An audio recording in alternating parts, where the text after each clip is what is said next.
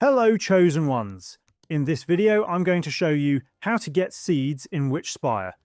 Finding seeds in Witchspire is actually pretty straightforward, but getting enough of them can be a bit more challenging since they aren't simply gathered for free like most resources.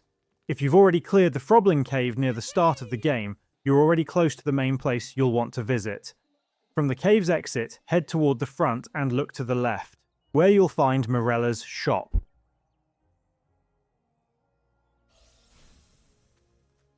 Inside Morella's shop, you'll be able to purchase a variety of seeds that can later be planted for farming. The main catch, however, is the price. Seeds typically cost anywhere between 100 to 250 coins each, depending on the type, so building up a decent seed supply can get expensive pretty quickly.